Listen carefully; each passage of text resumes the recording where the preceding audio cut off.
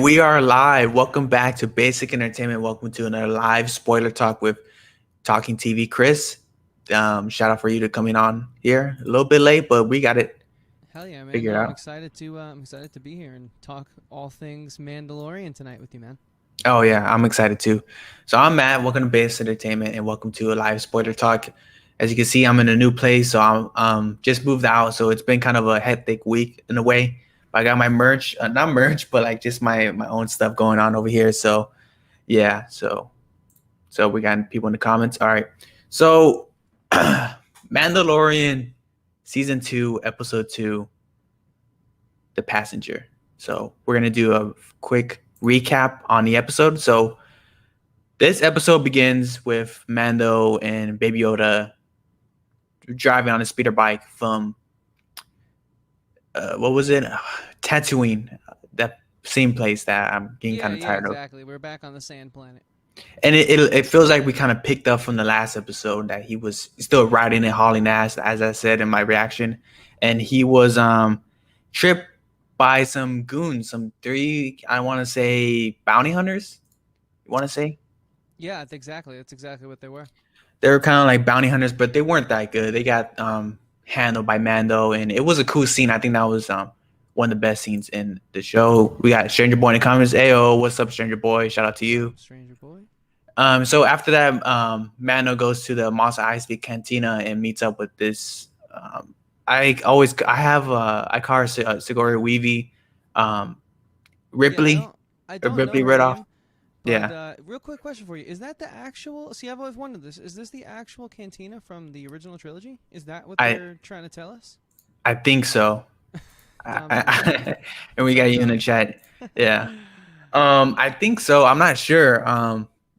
Someone I heard a thing that someone says that they're sitting in the same spot that Han Solo and Greedo did, which I just find that to be kind of like just too much of a what you want to call fan service.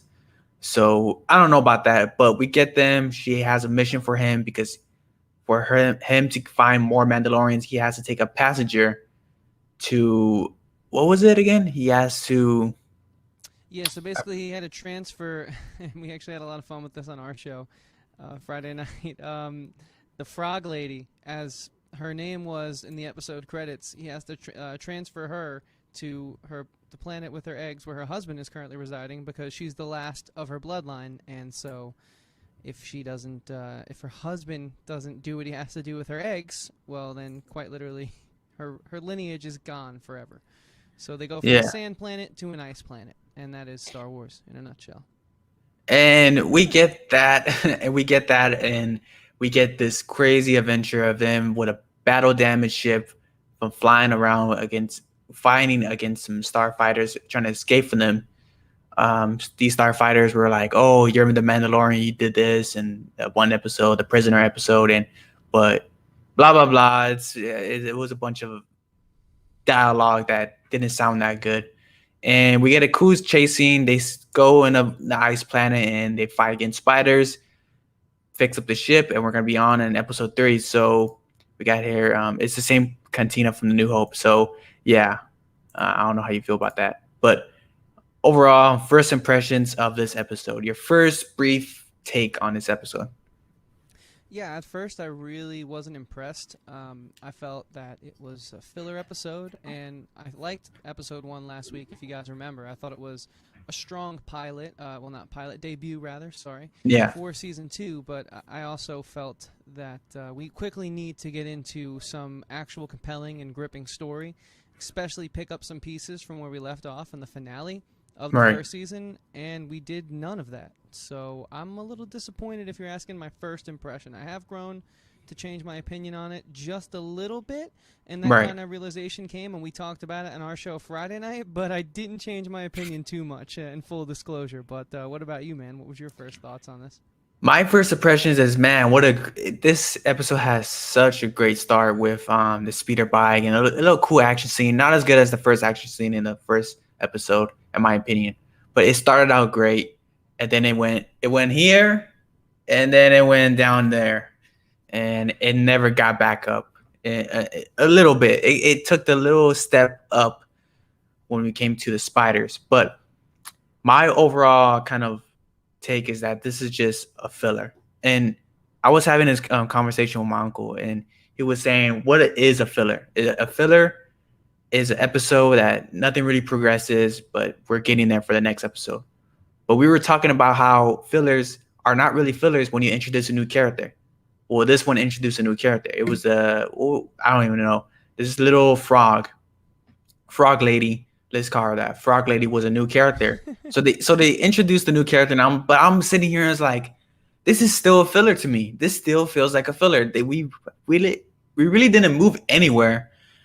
We're gonna well, but in a way it wasn't. If you really think about it, it wasn't, because we end up with the ship battle damage going to the place that he needs to go to. So that's gonna be big for the episode 3. Episode 3 is gonna be big. Big episode in my Hopefully. opinion. Yeah. Hopefully. I mean, I at this point I have no confidence in getting enrichment and narrative progression in this show until the last few episodes. It kind of seems like Filoni is, and it's a little too early to say, but right now my gut is telling me that he's adopting sort of his. Did you watch the Clone Wars? Yeah. So you know how like in this last season of the Clone Wars, it's like the 4 arc episode pattern. So every Oh, 4 yeah, yeah. episodes has its own little contained story. It kind Yeah. of seems like the first 4 episodes, although they're not exactly the Clone Wars style, they're more so just getting you back in, getting you reacquainted with the characters. They're exciting, but they don't push the narrative any further. There might be 1 or 2 things, like in the first season, there was like 1 or 2 small moments that really tied into the whole Moff Gideon showdown at the end. Right.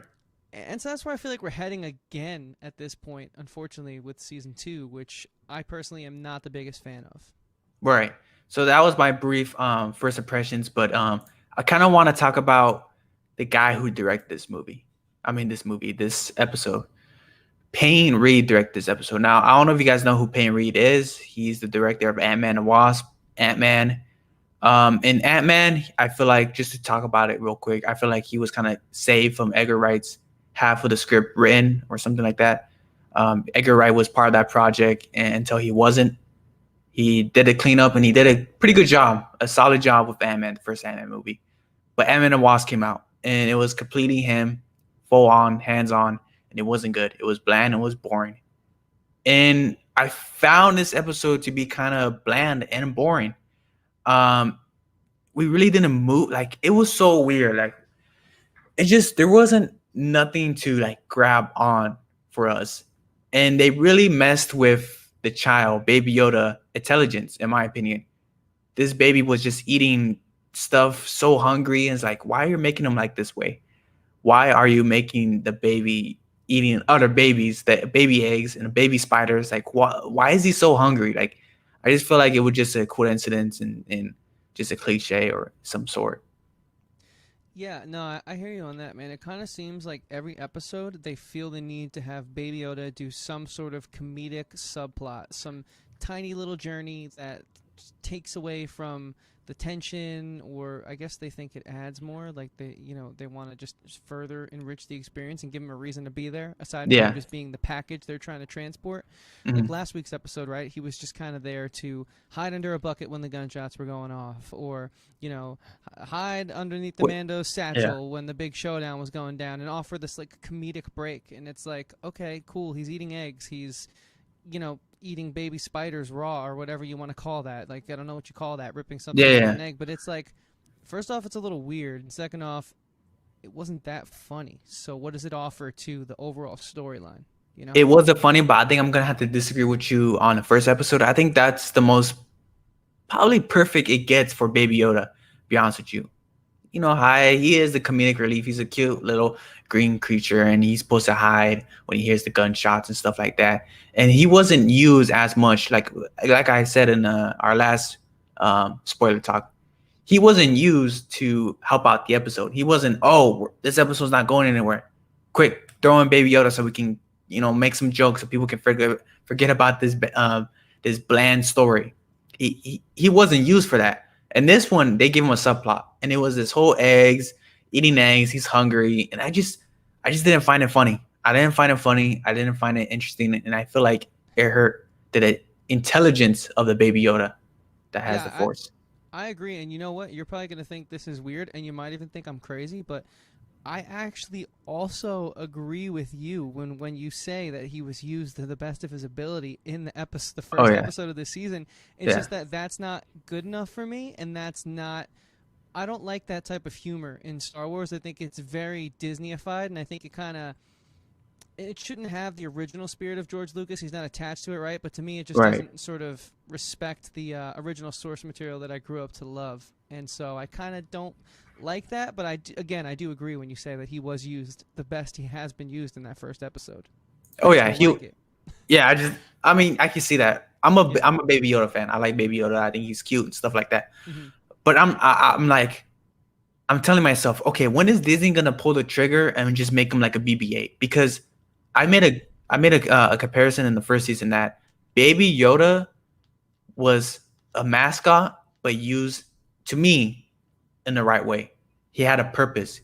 BB-8 does not have a purpose in episodes 7, 8, 9. He doesn't. He just doesn't. He's just a mascot, and they brought in other droids to fill in that mascot role, which they have served no purpose. I feel like Baby Yoda served a purpose in the first season because he actually had something. But the thing he had was called the Force. BB-8 just not even R2 or even C3PO level of kind of the need. Yeah. So if it's okay to sort of deviate a little bit from this episode, just to kind of like give you my thoughts on what you just said, because that's really interesting. And so I agree with you and disagree with you in certain aspects. So here's where I agree with you. I 100% have been a BB-8 hater. I mean, to say I hate him is like strong, but I hate just for him the too. sake of internet Yeah. terminology, I've been a hater. He's Oh just. yeah. I always felt like you felt. He's just like to make a plush doll. He has the shape of a pillow, and so let's get him on screen as much as we Yeah. can.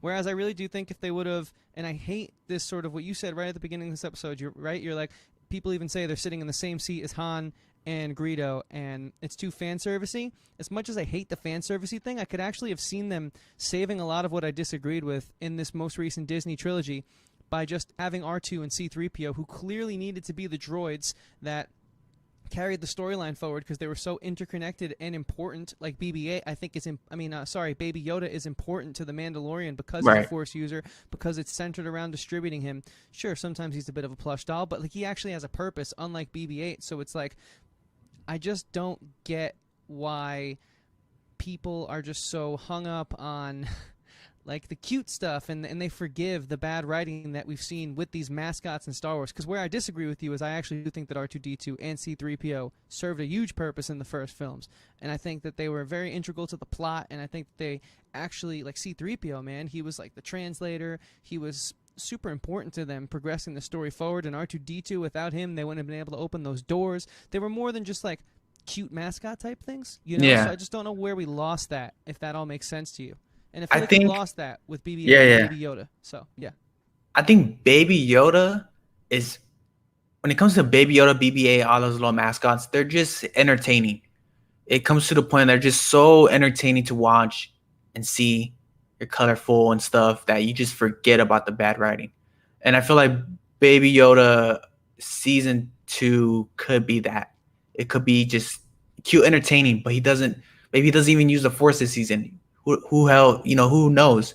And like who knows if he's gonna use the Force? If he doesn't use the Force, and he keeps on doing the stuff that he was doing in the second episode, I'm not for it. I'm not for it. And I can actually see it happening because I can see, I don't know, Kathleen has some control over season 2 as much as I feel like she's going to have for season 3. But like you said last week, they kind of calm her down and let Filoni and Favreau work.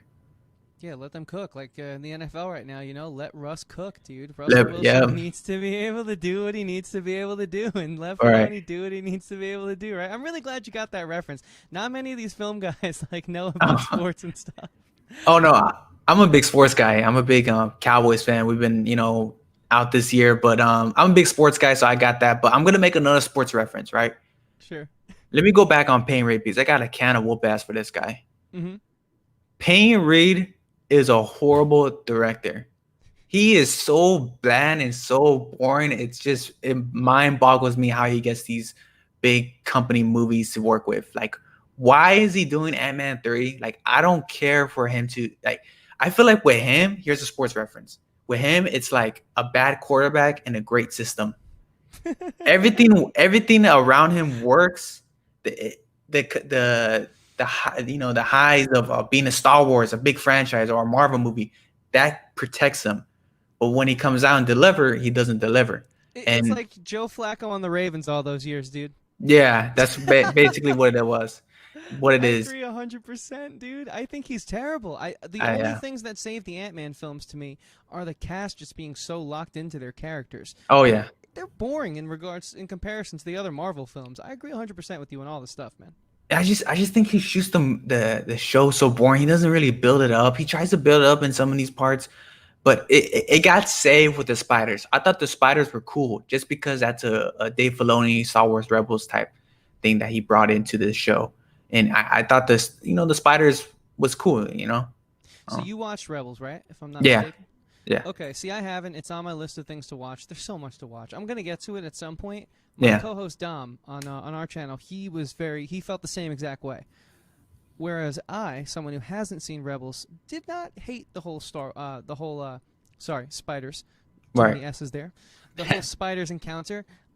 I just felt like, we kind of said at the beginning, it was like, instead of stepping forward with this episode and progressing the interesting things, like picking up where we left off last season, all the stuff I said at the beginning, right? I just felt like it was a step sideways. But it was Yeah. entertaining, I think, like you had said at the beginning of this, but I still feel a little let down by it. But because you have that Rebels sort of background and like familiarity with the show, did it feel sort of like a step sideways to you as well, or were you a little more okay with it? It still felt a step sideways. I don't like the way they went with this episode. But I also think to myself that Mandalorian is gonna be here for a while.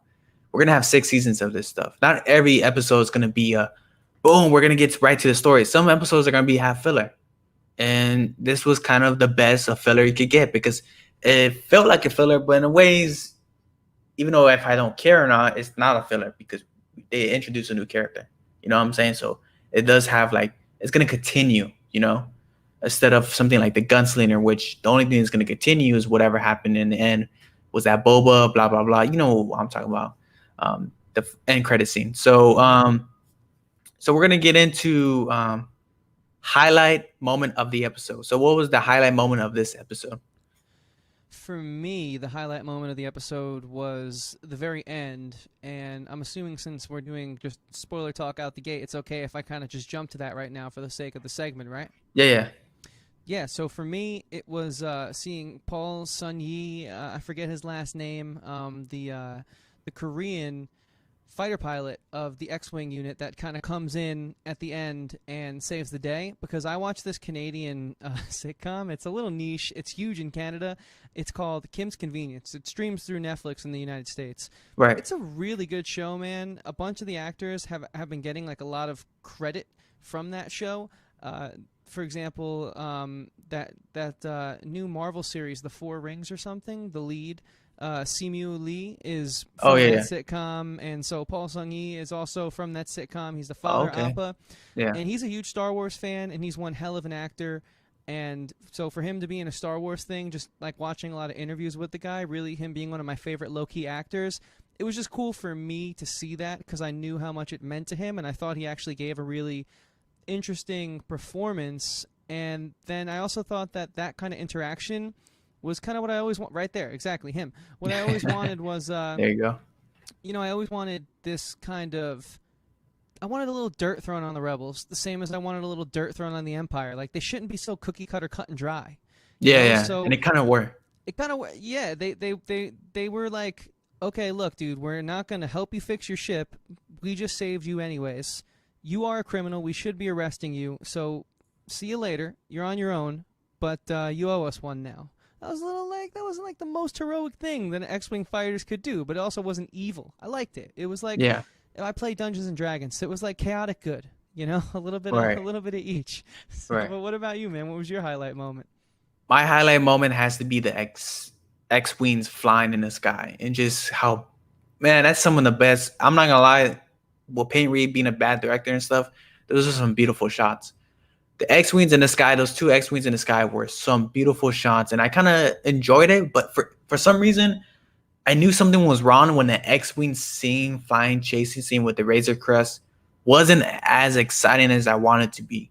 It felt lacking of something. I think it was probably the dialogue in the beginning, like this kind of like this dry dialogue they were giving to the X-wing pilots to Mando, and it was kind of like it was dragging a little bit too much. Maybe that's what it was. They didn't build up the moment as well as I wanted them to. But yeah, that was probably my highlight of the moment of this episode. And I What could did you go with the think about spiders too. Oh, you like? Yeah, you said you like the spiders. Why don't we? I like Well, the real quick, I spiders. do want to get your take on the use of the rebellion in this show for the first time. What did you think of that?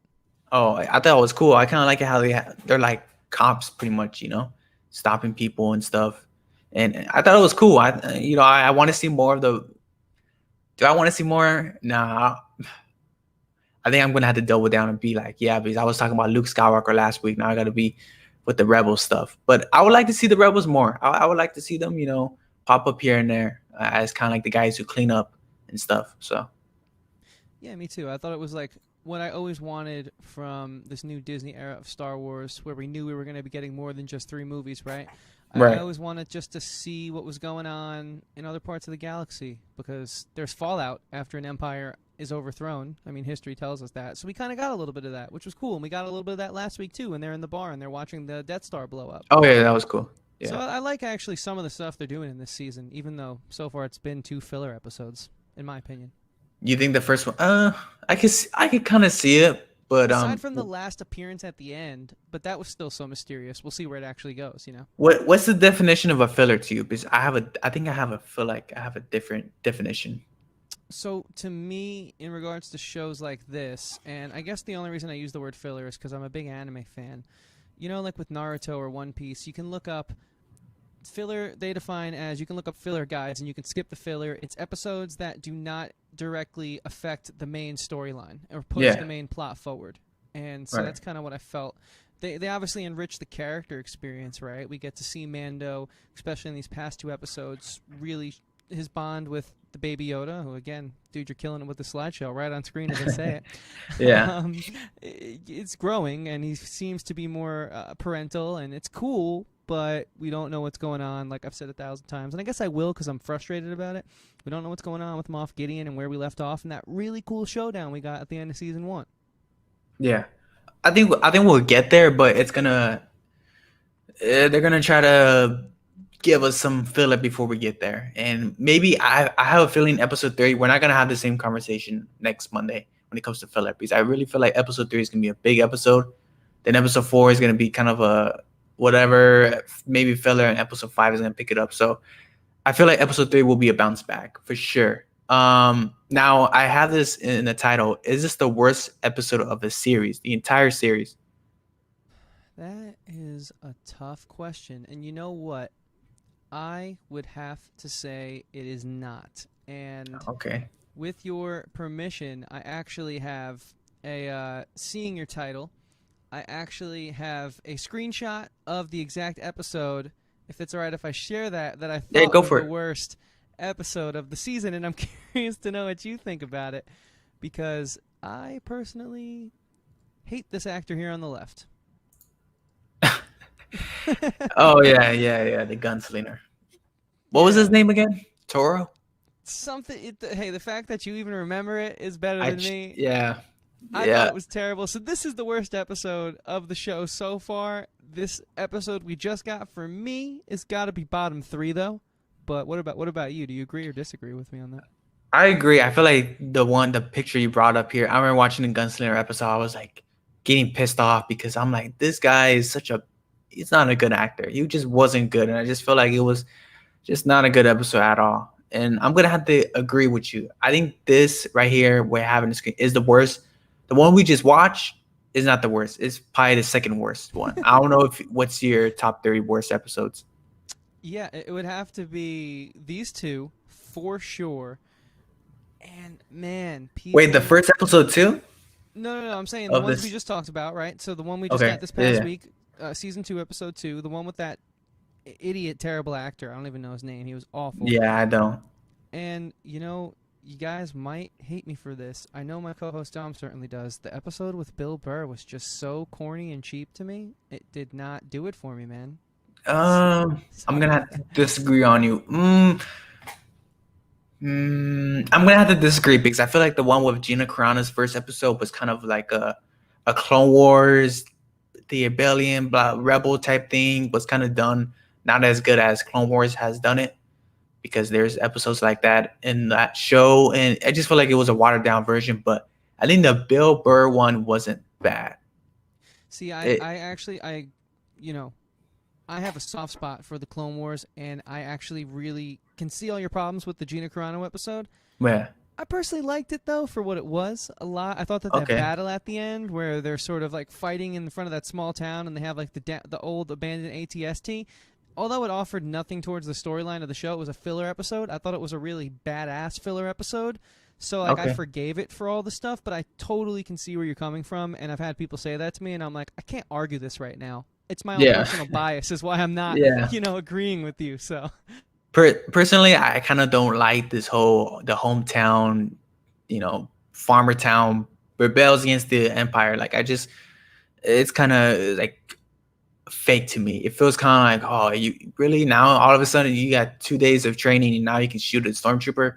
Like, get out of here. But yeah, but I like the prisoner episode.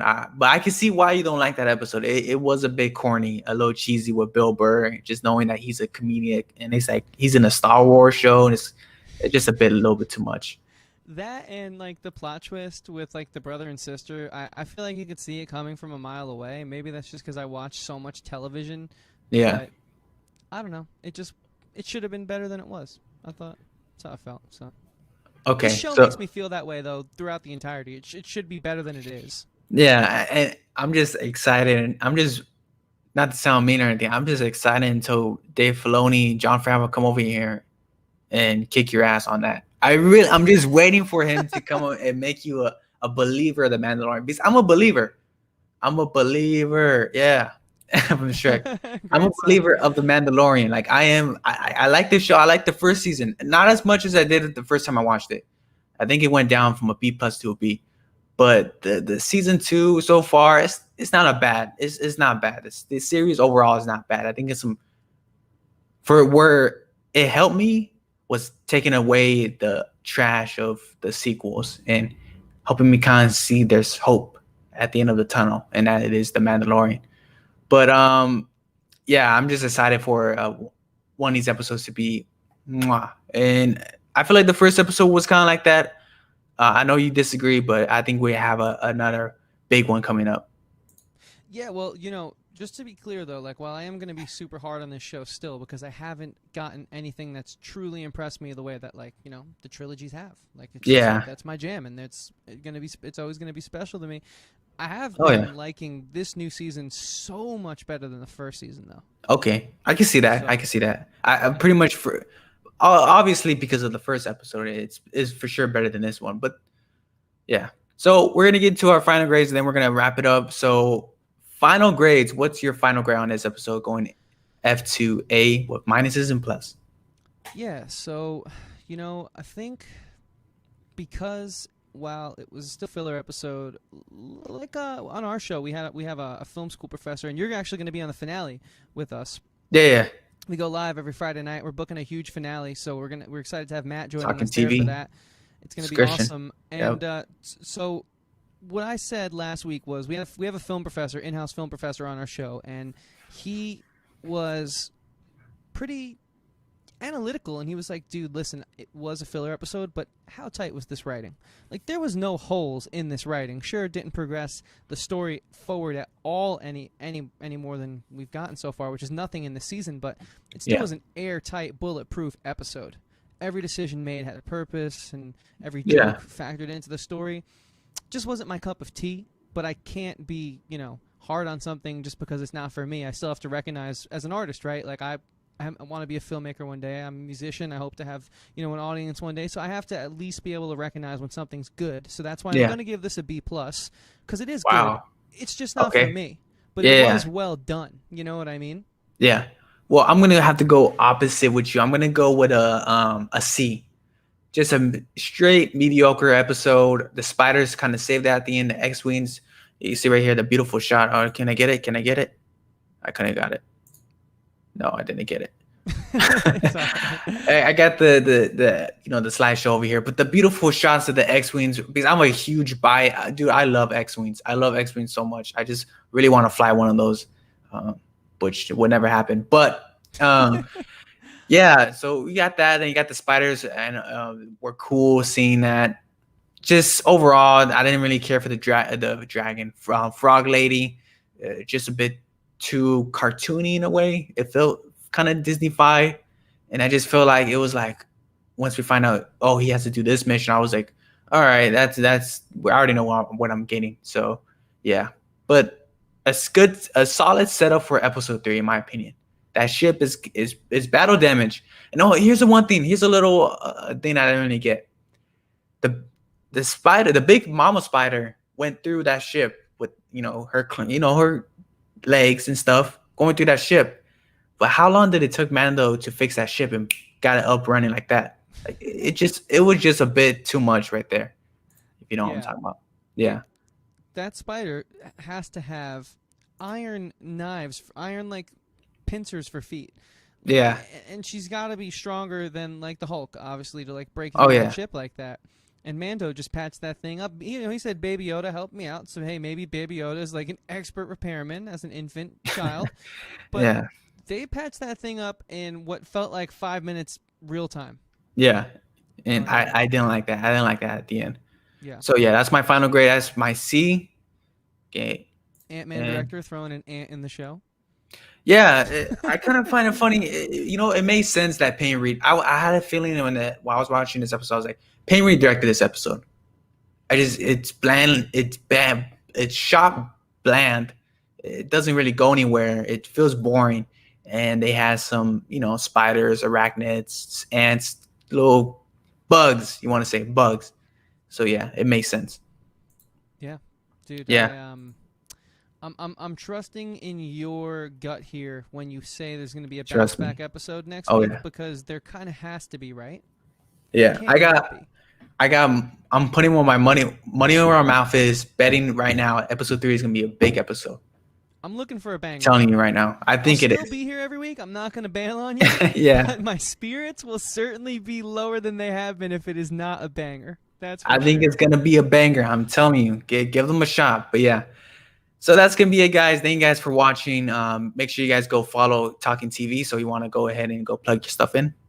Yeah, thanks, man. Like I said, Matt, I always appreciate you having us on, and it really been fun getting to know you each week, and I can't wait to have you on the finale of our Mandalorian recap show. It's going to be awesome, guys. I'm a part of a podcast slash, YouTube channel experience where 3 times a week over on Talkin' TV, which you can find us on Instagram down there. We post videos every Monday, Wednesday, and Friday. We talk about all things Star Wars, Marvel. We even do some more niche topics, like we've been getting into Apple TV Plus this month. We're covering like Ted Lasso, which is a phenomenal comedy, and The Morning Show, which is a really cool drama that they have over there. So we just love television. We love movies, and it's a show about movies, TV, and everything in between. And we have fun doing it, and we appreciate being here, Matt. So yeah, again, it's Talkin' TV Podcast on Instagram, Facebook, and Talkin' TV on YouTube. And I look forward to seeing you guys and hanging out with the Basic Entertainment family each week. And again, thanks for having us, Matt. Really means a lot, dude.